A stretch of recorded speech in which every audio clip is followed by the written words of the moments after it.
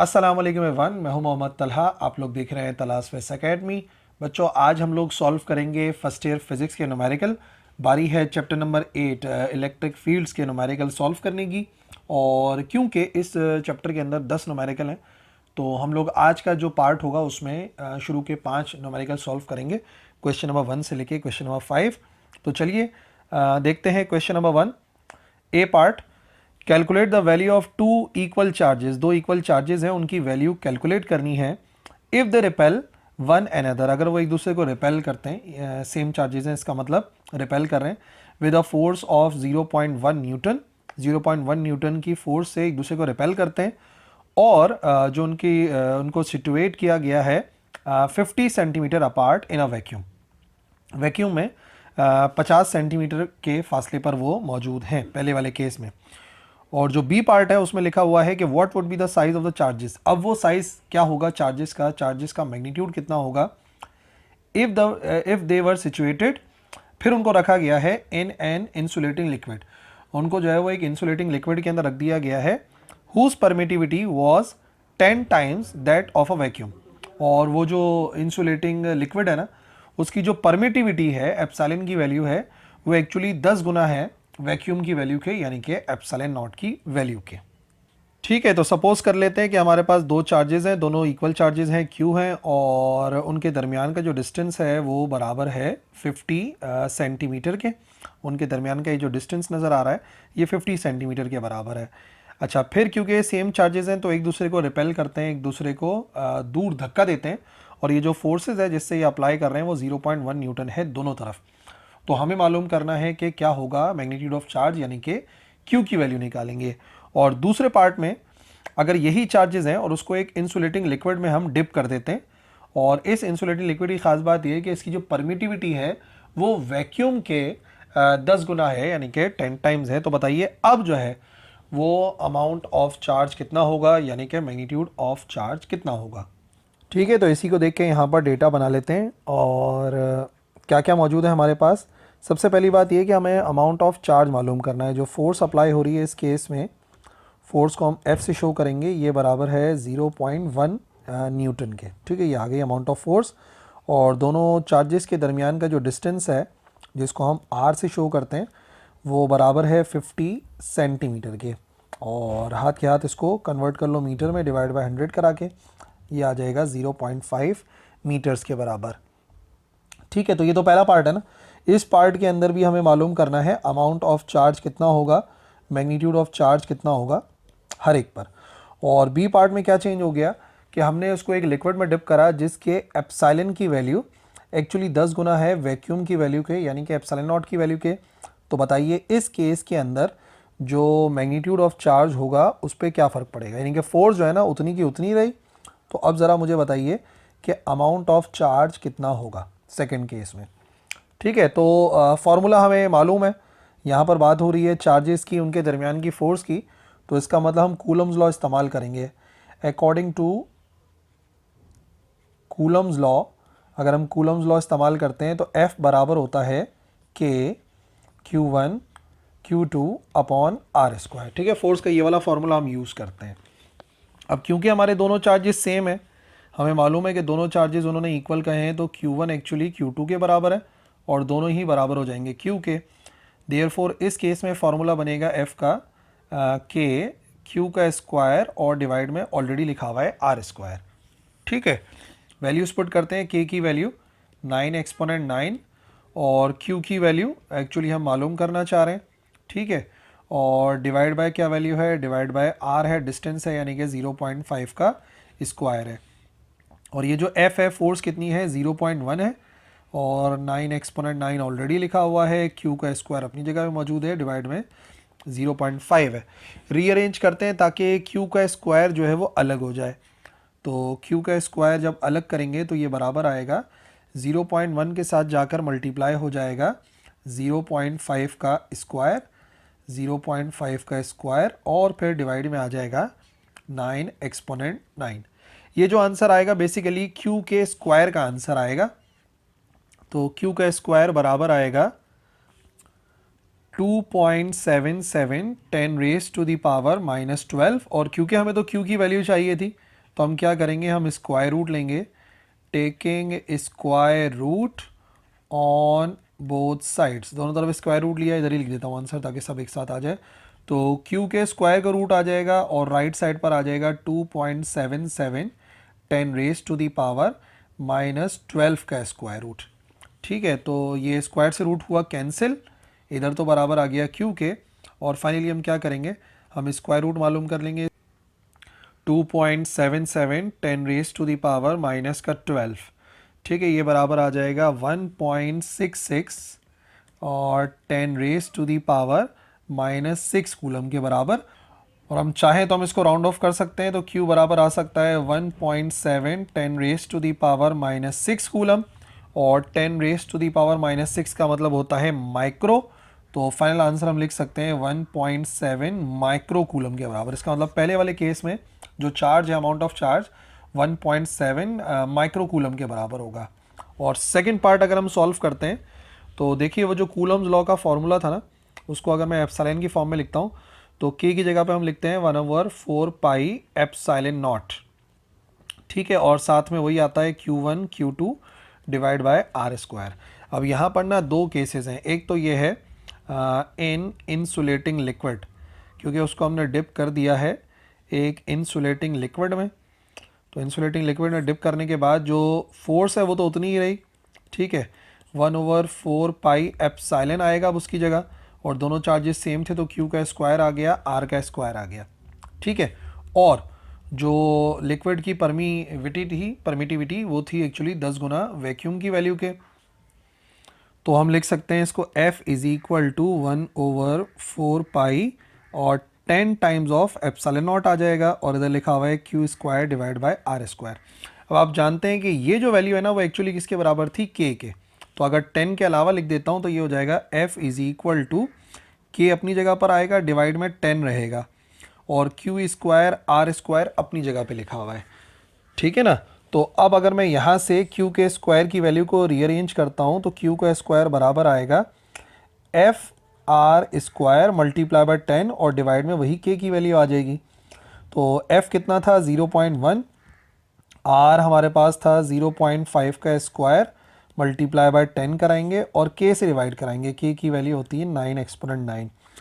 तो इस तरीके से जो आंसर आएगा वो बेसिकली Q के स्क्वायर का आएगा, 0.1 इंटू 0.5 का स्क्वायर इंटू 10, और फाइनली वैल्यू को डिवाइड कराएंगे 9 एक्सपोनेंट 9 से।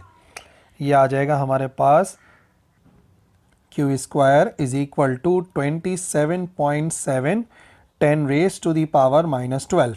बट क्योंकि हमें तो Q की वैल्यू चाहिए तो हम क्या करेंगे, हम स्क्वायर रूट लेंगे, taking square root on both sides, दोनों तरफ स्क्वायर रूट लिया तो Q बराबर आ जाएगा इधर का स्क्वायर रूट ना 27.7 10 रेज टू दी पावर -12।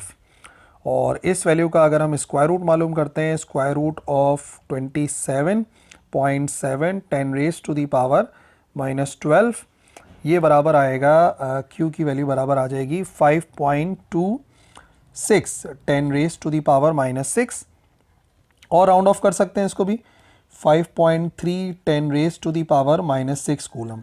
और अगेन वही काम करेंगे, यहाँ पर आपको एक्सपोनेंट नज़र आ रहा है 10 रेज टू दी पावर -6, जो कि एक्चुअली किसके बराबर होता है, माइक्रो के। इस मर्तबा जो चार्ज का मैग्नीट्यूड होगा वो होगा 5.3 माइक्रो कूलम के बराबर। ठीक है, लास्ट वाले केस में आंसर आया था 1.7, और अब जो है वो मैग्नीट्यूड ऑफ चार्ज ज़्यादा होगा। ठीक है, question number 2, how far apart must 2 protons be, कितनी दूर होंगे 2 proton if the magnitude of the electrostatic force acting on either one due to the other, जो दोनों पर फोर्सेस लग रही हैं वो एक्चुअली बराबर हो जाएगा magnitude of gravitational force on the proton at the earth surface. भाई 2 प्रोटॉन है, मालूम करना है कि वो एक्चुअली कितने फासले पर होंगे अगर उनके दरमियान की जो फोर्स है वो ग्रेविटेशनल फोर्स के बराबर हो जाए, जो कि अर्थ की सरफेस पर होती है। और हमें मास ऑफ प्रोटॉन और चार्ज ऑफ प्रोटॉन जो है वो दिया हुआ है इस केस में। और फॉर एग्जांपल ये 2 प्रोटॉन है हमारे पास, ये दोनों फॉर एग्जांपल प्रोटॉन है, दोनों पे पॉजिटिव चार्जेस हैं, और दोनों का वेट जाहिर सी बात है डाउनवर्ड एक्ट कर रहा होगा, इसका वेट भी डाउनवर्ड एक्ट कर रहा है, इसका वेट भी डाउनवर्ड एक्ट कर रहा है। और फिर क्या है, इनके दरमियान का जो डिस्टेंस है वही हमें बेसिकली मालूम करना है, जिसको हम आर का नाम देंगे। और मेन बात यह है कि जो एक्चुअली इनकी इलेक्ट्रोस्टैटिक रिपल्जन है ना, वो भी बराबर है वेट के। जो इनकी इलेक्ट्रोस्टैटिक रिपल्जन है वो एक्चुअली बराबर आ रही है वेट के, और यही हमारे इस न्यूमेरिकल की मेन कंडीशन है कि जो इलेक्ट्रोस्टैटिक फोर्स ऑफ रिपल्जन है वो बराबर आनी चाहिए वेट के। ठीक है, फिर डेटा बना लेते हैं क्वेश्चन नंबर 2। और ख़ास बात यह है कि यहाँ पर जो है ना, जो काम है वो बिल्कुल वैसे ही है जैसा कि हमने पिछले न्यूमेरिकल में किया था। डिफरेंस सिर्फ ये है कि हमें चार्ज और मैग्नीट्यूड जो गिवन है चार्ज का वो अलग है और मास अलग है। तो सबसे पहली बात यह है कि हम लिख देते हैं जो डेटा में हमें गिवन था, मास of proton. Mass of proton को m से ही शो कर देते हैं क्योंकि कोई और चीज़ तो है नहीं, और वो बराबर है हमारे पास 1.67 10⁻⁻27 किलोग्राम। और जो हमें गिवन है चार्ज ऑफ प्रोटॉन उसको हमने Q से ही शो करा हुआ है, और वो है 1.6 10⁻⁻19 कूलम। और इनके दरमियान का डिस्टेंस कितना है ये हमें मालूम करना है। डिस्टेंस यानी कि R से हमने शो किया हुआ है। और जो मेन कंडीशन है वो हम सॉल्यूशन में लिख देंगे। According to the given condition, अगर हम गिवन कंडीशन को इस्तेमाल करते हैं तो जो इलेक्ट्रोस्टैटिक फोर्स ऑफ रिपल्जन है वो एक्चुअली उतनी ही है जितना कि उसका वेट है। तो वेट कितना होता है, W बराबर होता है mg के, और Fe का फॉर्मूला होता है बराबर K Q1 Q2 divide by R square. But important बात यहाँ पर क्या है कि दोनों ही प्रोटॉन हैं, तो Q1 और Q2 दोनों बराबर होंगे, जिसको हम Q के बराबर लिखेंगे। तो अब K Q का square divide by R square बराबर आएगा mg के। तो यहाँ से आर स्क्वायर की वैल्यू को अलग कर लेते हैं क्योंकि हमें डिस्टेंस ही मालूम करना है। तो आर स्क्वायर बराबर आ जाएगा K Q square divide by M G जो है वो डिवाइड हो जाएगा। तो के की वैल्यू 9 एक्सपोनेंट 9, चार्ज की वैल्यू 1.6 10⁻⁻19 का स्क्वायर करना पड़ेगा। ठीक है, और फिर नीचे लिखा हुआ है M G divide by mass of proton 1.67 10⁻⁻27, और g की वैल्यू 9.8 या 10 में से कुछ भी रख दो, इतना इफेक्ट नहीं पड़ता आंसर पे, दोनों एक्सेप्टेबल हैं। तो आर स्क्वायर का आंसर आएगा 0.014। ठीक है, ये हमारे पास आर स्क्वायर का आंसर आ गया। बट एक्चुअली हमें तो आर की वैल्यू चाहिए, तो हम क्या करेंगे, taking square root on both sides, दोनों तरफ स्क्वायर रूट लेंगे तो यहाँ पे आर स्क्वायर का स्क्वायर रूट आ जाएगा, और यहाँ पर लिखा हुआ है 0.014 का स्क्वायर रूट। ठीक है, यहाँ पे तो स्क्वायर से रूट कैंसिल, आर बराबर आएगा, और जब स्क्वायर रूट निकालेंगे 0.014 का, तो ये बराबर आ जाएगा 118 सॉरी मीटर के बराबर। ठीक है ना, जिसको आप चाहो तो राउंड ऑफ कर सकते हो। बहरहाल यही आंसर है इन वैल्यूज़ को इस्तेमाल करके। ठीक है जी, क्वेश्चन नंबर 3 देखते हैं। ये राउंड ऑफ हुआ हुआ 0.119 ना, हमारा 118 आ रहा है। अच्छा, क्वेश्चन नंबर 3, इलेक्ट्रॉन है जिसके ऊपर चार्ज है 1.6 एक्सपोनेंट -19, और उसको रखा गया है यूनिफॉर्म इलेक्ट्रिक फील्ड में जिसकी इंटेंसिटी दी हुई है 1200 वोल्ट पर सेंटीमीटर। सेंटीमीटर इनवर्स लिखा हुआ है ना, पर सेंटीमीटर। अच्छा, find the force on it, force मालूम करें उसके ऊपर। इट्स एक्सेलरेशन, उसका एक्सेलरेशन कितना होगा ये मालूम करें, और वो टाइम जो कि एक्चुअली उसे लगेगा 2 सेंटीमीटर का डिस्टेंस कवर करने में फ्रॉम रेस्ट। पहले चार्ज रुका हुआ था, इलेक्ट्रिक फील्ड अप्लाई करते ही वो मूव होना शुरू हो गया, और इलेक्ट्रॉनिक मास जो है वो हमें यूज़ करना है 9.1 10⁻⁻31 किलोग्राम के बराबर। ठीक है, तो फॉर एग्जांपल ये जो एक चार्ज है ये रखा हुआ है इन स्टेट ऑफ रेस्ट। ठीक है, और ये इसके ऊपर नेगेटिव चार्ज है, यानी कि ये एक इलेक्ट्रॉन है। फिर क्या होता है कि इलेक्ट्रिक फील्ड अप्लाई होती है, तो इलेक्ट्रिक फील्ड जो है वो इसके ऊपर एक फ़ोर्स अप्लाई करेगी, और वो फोर्स इस डायरेक्शन के अंदर होगी। ठीक है ना, नेगेटिव चार्ज है तो इस डायरेक्शन के अंदर ये जो इलेक्ट्रॉन है मूव करेगा। और आप देखेंगे तो पहले ये इन स्टेट ऑफ रेस्ट था, फिर इसने कुछ फासला तय कर लिया और एक पॉइंट तक पहुंचा। और फासला तय करने के लिए क्या क्या अहम बात थी, एक तो ये है कि इसके ऊपर फोर्स अप्लाई हुई, फिर इनिशियली ये इन स्टेट ऑफ रेस्ट था, बाद में इसमें एक्सेलरेशन प्रोड्यूस हुआ, और इसने फिर फासला तय करा। कितना फासला तय करा, इसने डिस्टेंस कवर कर लिया 2 सेंटीमीटर का। तो सवाल यह है कि कितना टाइम लगेगा इसको ये 2 सेंटीमीटर का फासला तय करने में। ठीक है, डेटा लिखते हैं। क्या बना हमारे पास क्वेश्चन ये है कि सबसे पहले तो मास ऑफ इलेक्ट्रॉन दिया हुआ था ना, तो पहले मैं इलेक्ट्रॉनिक मास ही लिख देता हूँ डेटा के अंदर। ये आ गया हमारे पास मास ऑफ इलेक्ट्रॉन। इलेक्ट्रॉन का मास कितना है, m से ही शो कर देते हैं, एक ही चीज़ है यहाँ पे, और वो है 9.1 10 रेज टू दी पावर -31। ठीक है, -31 किलोग्राम। ये आ गया हमारे पास मास ऑफ इलेक्ट्रॉन। इसके अलावा हमें चार्ज गिवन था कि इलेक्ट्रॉन के ऊपर चार्ज कितना है, तो चार्ज ऑफ इलेक्ट्रॉन को Q से ही जाहिर किया हुआ है हमने फिगर में भी, और वो है 1.6 10 raise to the power -19 coulomb. जो इलेक्ट्रिक इंटेंसिटी अप्लाई हुई थी, इलेक्ट्रिक इंटेंसिटी का मैग्नीट्यूड गिवन है। इलेक्ट्रिक इंटेंसिटी कितनी है, ई से जाहिर करेंगे, और ये बराबर है 1200 वोल्ट पर सेंटीमीटर। अगर 1 सेंटीमीटर में इतनी है तो मीटर में कन्वर्ट करने के लिए मल्टीप्लाई बाय 100 कराना पड़ेगा। तो ये हो जाएगा हमारे पास 2 ज़ीरो ऑलरेडी लगे हुए थे, 2 ज़ीरो और लग जाएंगे। चाहो तो इसको एक्सपोनेंट में कर लो, ये हो जाएगा वोल्ट पर मीटर के बराबर। ठीक है, इलेक्ट्रिक इंटेंसिटी आ गई। और बहुत सारी चीज़ें मालूम करनी है। पहले पार्ट में मालूम करनी है कितनी फोर्स अप्लाई होगी, इस केस में F से जाहिर करेंगे। उस फोर्स की वजह से कितना एक्सेलरेशन प्रोड्यूस होगा ये मालूम करना है। और फिर अगर वो फासला तय कर लेता है, डिस्टेंस कवर कर लेता है,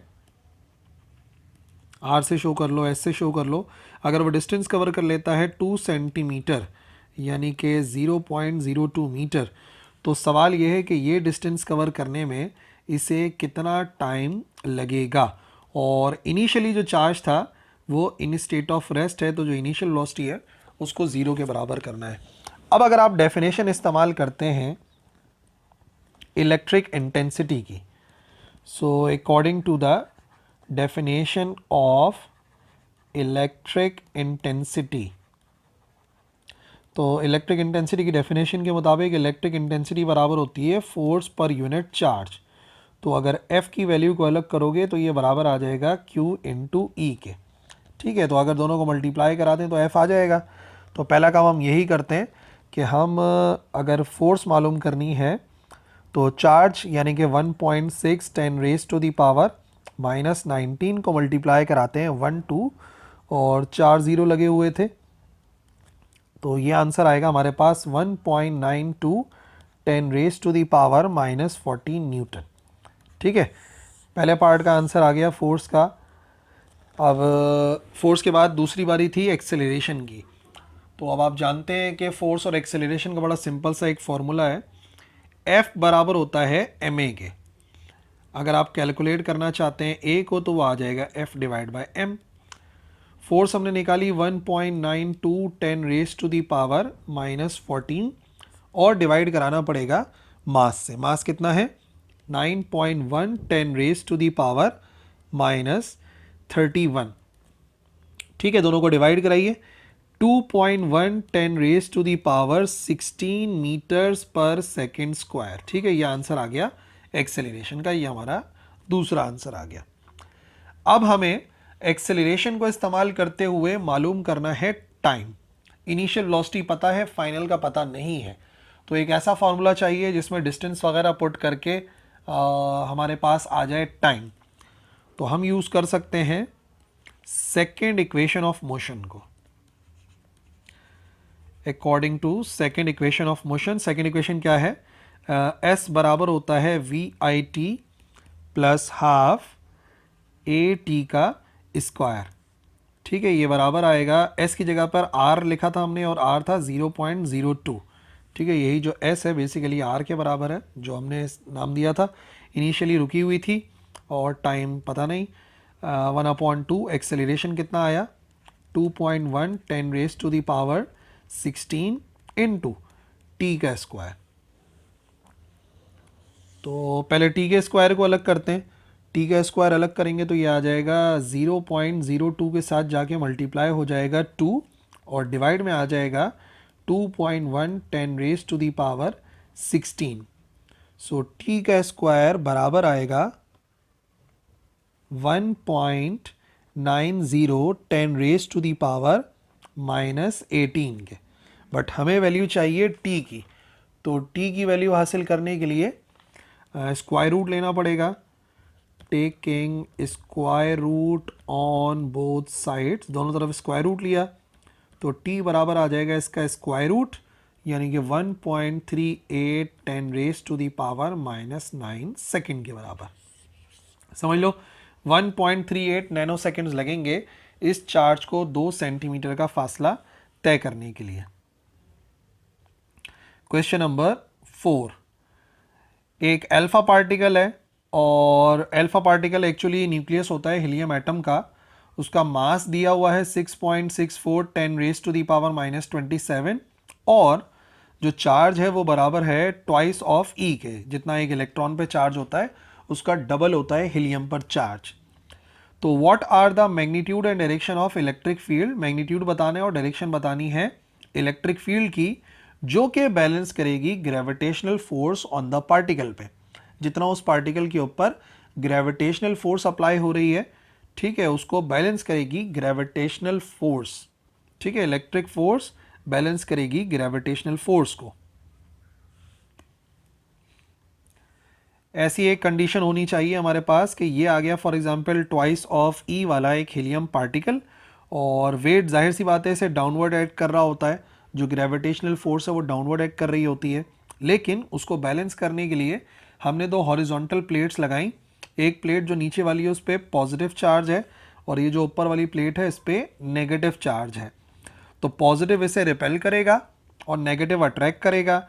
नतीजे में जो इलेक्ट्रोस्टैटिक फोर्स है वो ऊपर की तरफ लगेगी, जिसको हम F से ही शो कर देते हैं। ठीक है ना। तो मेन कंडीशन ये है जो यहाँ पर कि F बेसिकली वेट को बैलेंस करेगा। तब हमें कैलकुलेट करना है कि इलेक्ट्रिक इंटेंसिटी कितनी होगी। क्वेश्चन नंबर 4, ठीक है जी। सबसे पहले mass of alpha particle, alpha particle का मास कितना है ये गिवन था m के बराबर और 6.64 10 raise to the power -27 kilogram के बराबर। और जो चार्ज है, चार्ज ऑफ अल्फा पार्टिकल वो 2e के बराबर है। ठीक है ना, इसको याद रखना 2e के बराबर है।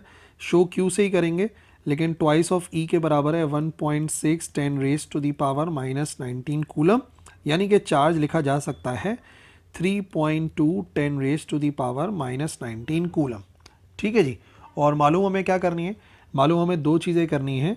इलेक्ट्रिक इंटेंसिटी का जो इलेक्ट्रिक फील्ड है उसकी इंटेंसिटी का मैग्नीट्यूड मालूम करना है, जिसको ई से जाहिर करते हैं, और इलेक्ट्रिक इंटेंसिटी की डायरेक्शन क्या है वो भी बतानी है। तो आपको एक बात बताऊं, डायरेक्शन तो आप क्लियरली देख सकते हो कि वो अपवर्ड होगी ना, अपवर्ड होगी तो वो तो क्लियर फिगर में भी नज़र आ रहा है।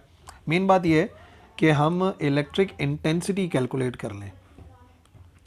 तो गिवन कंडीशन क्या है, according to the given condition, अगर गिवन कंडीशन को इस्तेमाल करते हैं तो जो इलेक्ट्रोस्टैटिक फोर्स है वो बैलेंस करेगी वेट को। फोर्स जो है वेट को बैलेंस करेगी। फोर्स का फॉर्मूला क्या है, फोर्स का फॉर्मूला होता है Q इंटू ई। याद है कैसे निकाला, मैंने आपको बताया था E बराबर होता है फोर्स पर यूनिट चार्ज के। तो रीअरेंज कर लेंगे, F बराबर आ जाएगा QE के और W की जगह पे हम लिख देंगे सीधा सीधा mg। रीअरेंज करते हैं ताकि E की वैल्यू आ जाए, तो वो आ जाएगा mg डिवाइड बाई Q। मास कितना है 6.64 10 रेज टू दी पावर -27 और जी आप 9.8 या 10 दोनों में से कुछ भी रख दो, सही आंसर आएगा, डिवाइड बाय Q की वैल्यू। चार्ज कितना है, चार्ज है 3.2 10 रेज टू दी पावर -19 के बराबर। तो E की वैल्यू आ जाएगी, ये आ जाएगा 2.03 10 रेज टू दी पावर -7 और जो आंसर आएगा वो आएगा वोल्ट पर मीटर में। ठीक है ना। तो करेक्ट आंसर है 2.03 10⁻⁻⁷ वोल्ट पर मीटर। ये हो जाएगी वो इलेक्ट्रिक इंटेंसिटी जो कि हमें अप्लाई करनी पड़ेगी ताकि जो इलेक्ट्रोस्टैटिक फोर्स लगे वो एक्चुअली वेट को बैलेंस कर दे। और फिर हमें इसकी डायरेक्शन भी तो मेंशन करनी थी ना। याद रखिए जो इसकी डायरेक्शन है वो होगी अपवर्ड, क्योंकि वेट को बैलेंस करना है तो अपवर्ड फोर्स लगानी पड़ेगी। क्वेश्चन नंबर 5, एक प्रोटॉन है और एक इलेक्ट्रॉन है, वो फॉर्म कर रहे हैं two corners of an equilateral triangle. अब ट्राइंगल क्योंकि इक्विलैटरल है तो इक्विलैटरल ट्राइंगल का मतलब ये हो गया कि उसकी तीनों साइड्स बराबर होंगी।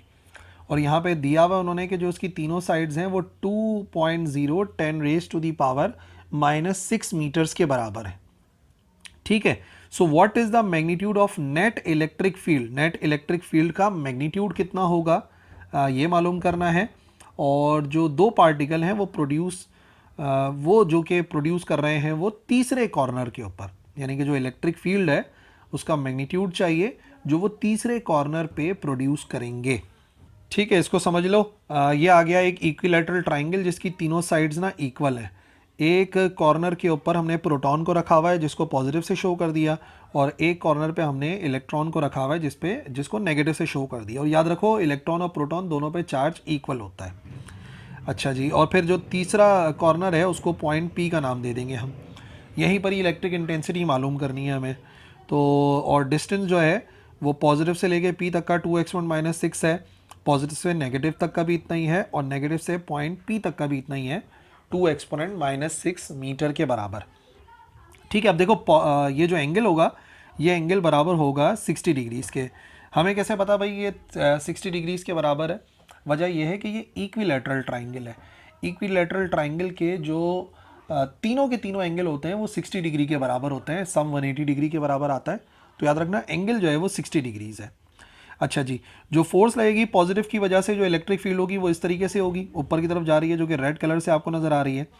और जो नेगेटिव की वजह से होगी इसको हमने ई पॉजिटिव का नाम दे दिया, और जो नेगेटिव की वजह से होगी वो नीचे की तरफ होगी, जो कि ग्रीन से आपको नज़र आ रहा होगा। तो पॉजिटिव इसे ऐसे करके रिपेल कर रहा होगा इस पॉइंट पे इलेक्ट्रिक फील्ड को, और नेगेटिव की जो इलेक्ट्रिक फील्ड है वो इस तरीके से आ रही होगी, जिसको ई नेगेटिव से शो कर देते हैं। अब अगर इस इलेक्ट्रिक फील्ड को हम रिजॉल्व करते हैं इसके कंपोनेंट्स में, तो ई पॉजिटिव जो है वो इसका एक्स कंपोनेंट ऐसे आ जाएगा ई पॉजिटिव का, और इसको हम नाम दे देंगे ई पॉजिटिव कॉस थीटा, क्योंकि हमें पता है जो एंगल के सामने वाली साइड होती है उसके लिए साइन थीटा आता है, और जो एक्स कंपोनेंट है आमतौर पे उसके साथ हम कॉस थीटा इस्तेमाल करते हैं। तो इस वजह से इसको हमने नाम दे दिया ई पॉजिटिव और कॉस थीटा। ये जो कंपोनेंट बनेगा ऊपर की तरफ ये जो है ई पॉजिटिव साइन थीटा के बराबर हो जाएगा। अब ये जो दोनों कंपोनेंट्स हैं ना ये ई पॉजिटिव के हो गए, ई कॉस थीटा और ई पॉजिटिव साइन थीटा। इसी तरीके से जो ई नेगेटिव है उसके कंपोनेंट्स भी बनाएंगे। तो एक कंपोनेंट ये आ जाएगा वाई एक्सिस में, और एक कंपोनेंट आ जाएगा इस तरफ, और ये होगा पॉजिटिव नेगेटिव की वजह से जो एक्स कंपोनेंट है जो कि कॉस थीटा यूज़ करता है। ठीक है, तो नाम भी ऐसे ही आएंगे। ये हो गया ई नेगेटिव साइन थीटा, और ऊपर जो ग्रीन वाला है ना इसको नाम देंगे ई नेगेटिव कॉस थीटा। तो आप देख सकते हैं कि यहाँ पर दो कंपोनेंट बन गए, ई पॉजिटिव साइन थीटा और ई नेगेटिव साइन थीटा। तो दोनों एक दूसरे की अपोजिट डायरेक्शन में है, और दोनों हैं भी इक्वल, क्योंकि चार्जेस तो इक्वल ही होते हैं। इसका मतलब ये दोनों तो एक दूसरे को बैलेंस कर देंगे, बट जो मेन जो कि टोटल इलेक्ट्रिक इंटेंसिटी बनेगी वो बनेगी इन दोनों की वजह से, यानी कि ई पॉजिटिव कॉस थीटा की वजह से और ई नेगेटिव कॉस थीटा की वजह से, क्योंकि जो साइन कंपोनेंट है वो तो दोनों एक दूसरे को बैलेंस करेंगे। अब इसी को देख के ना यहाँ पे डेटा बनाएंगे कि हमारे पास जो दोनों चार्जेस है ना उनका मैग्नीट्यूड तो इक्वल है। देखो जो पॉजिटिव वाला चार्ज है जो नेगेटिव वाला चार्ज है दोनों ही बराबर हैं, और वो हैं 1.6 10⁻⁻⁻19 कूलम के बराबर। तो अमाउंट ऑफ चार्ज जो है ना वो दोनों पर सेम रहेगा। अच्छा, अब जो डिस्टेंस है पॉजिटिव से लेके पॉइंट पी तक का या नेगेटिव से लेके पॉइंट पी तक का, तो वो डिस्टेंस भी इक्वल है। तो डिस्टेंस को भी एक कॉमन नेम देंगे आर का, और वो बराबर है 2 - मीटर्स के बराबर। ठीक है ना, वो डिस्टेंस भी इक्वल ही रहेगा, इस वजह से एज इट इज़ नाम दे दिया। हमें मालूम करनी है टोटल इलेक्ट्रिक इंटेंसिटी कितनी होगी एट पॉइंट पी। जो इलेक्ट्रिक इंटेंसिटी हमें मालूम करनी है टोटल, वो पॉइंट P पर मालूम करनी है। ठीक है, अब थोड़ा सा जो मैंने आपको एक्सप्लेन करा था ना वो हम इधर भी कर देंगे। तो याद रखो एट पॉइंट P, अगर पॉइंट P की बात करें तो वहाँ पर जो है दो इलेक्ट्रिक फील्ड अप्लाई हो रही हैं, E पॉजिटिव है, E नेगेटिव है। बट जो E पॉजिटिव की वजह से साइन कंपोनेंट है वो एक्चुअली बैलेंस कर देगा E नेगेटिव वाले साइन कंपोनेंट को। अब क्योंकि ये दोनों एक दूसरे को बैलेंस कर देंगे, देयरफॉर जो नेट इलेक्ट्रिक फील्ड होगी वो किसके बराबर हो जाएगी? नेट इलेक्ट्रिक फील्ड बराबर आएगी, इज़ गिवन बाय, लिख देते हैं net electric field is given by, E से शो कर देते हैं, वो हो जाएगी ई पॉजिटिव की वजह से जो कॉस कंपोनेंट बन रहा है और ई नेगेटिव की वजह से जो कंपोनेंट बन रहा है। ठीक है, अब अगर क्योंकि दोनों बराबर ही होंगे, ई पॉजिटिव ई नेगेटिव दोनों बराबर ही होंगे, देयरफॉर हम क्या करेंगे, हम इनको ट्वाइस लिख देंगे। तो हम ऐसे लिख सकते हैं कि ट्वाइस ऑफ ई पॉजिटिव लिख दो या ई नेगेटिव लिख दो। वजह ये कि ये जो दोनों की वैल्यूज़ हैं ये इक्वल रहेंगी। क्यों इक्वल रहेंगी? क्योंकि चार्ज और डिस्टेंस दोनों के दोनों बराबर हैं। अब अगर इलेक्ट्रिक इंटेंसिटी का फॉर्मूला पुट करें, E बराबर आ जाएगा ट्वाइस ऑफ इलेक्ट्रिक इंटेंसिटी होती है के क्यू अपॉन आर स्क्वायर के बराबर, और कॉस थीटा अपनी जगह पर है। चार्ज कौन सा पुट करेंगे? दोनों को एक कॉमन नेम दे दिया, चाहे पॉजिटिव हो या नेगेटिव हो, क्यू से शो करेंगे, आर भी इक्वल है। अच्छा जी, तो E बराबर आ जाएगा ट्वाइस ऑफ के की वैल्यू 9 एक्सपोनेंट 9, क्यू की वैल्यू 1.6 एक्सपोनेंट माइनस 19, और कॉस कितना है? कॉस बराबर है 60 डिग्री के डिवाइड बाय आर का स्क्वायर, आर है 2 एक्सपोनेंट माइनस 6 का स्क्वायर। अब हमें कैसे पता है कि ये एंगल जो है वो 60 डिग्रीज के बराबर? तो याद रखिए ये जो है ना ऑल्टरनेट एंगल्स हैं इंटरसेक्टिंग लाइंस के, जो इंटरसेक्टिंग लाइंस के ऑल्टरनेट एंगल्स होते हैं वो इक्वल रहते हैं। तो अगर ये एंगल बराबर है 60 डिग्री के, तो इसका मतलब ये वाला जो एंगल है जिसको हम सॉल्व कर रहे हैं ये भी बराबर होगा 60 डिग्री के। दैट्स वाई हम यहाँ पर cos 60 इस्तेमाल करेंगे। तो ये सारी वैल्यूज पुट करते हैं, तो ये बराबर आ जाएगा हमारे पास 360 न्यूटन पर कूलम के। ठीक है, और चाहो तो इसको एक्सपोनेंट में कन्वर्ट कर लो, 3.6 10 रेज टू दी पावर 2 आ जाएगा न्यूटन पर कूलम के बराबर। और याद रखिए इलेक्ट्रिक इंटेंसिटी के बारे में मैंने पहले भी आपको समझाया था। पिछले वाले न्यूमेरिकल में हमने जो यूनिट इस्तेमाल करा वो वोल्ट पर मीटर है, और इस वाले में जो हम यूनिट इस्तेमाल कर रहे हैं न्यूटन पर कूलम है। एक्चुअली जो न्यूटन पर कूलम होता है वो बराबर होता है वोल्ट पर मीटर के, जिसके प्रूफ की डेरिवेशन जो है वो अवेलेबल है चैनल के ऊपर, आप देख सकते हैं। ठीक है, तो ये थे आज के वो 5 न्यूमेरिकल जो हमें सॉल्व करने थे इलेक्ट्रिक फील्ड से रिलेटेड। आई होप आपको समझ में आ गए होंगे। अगर आपको कोई क्वेरीज़ है, कोई क्वेश्चन है, तो आप कमेंट सेक्शन में लिख सकते हैं, मैं इंशाल्लाह ज़रूर रिप्लाई करूँगा। That's all for this video. अल्लाह हाफ़िज़।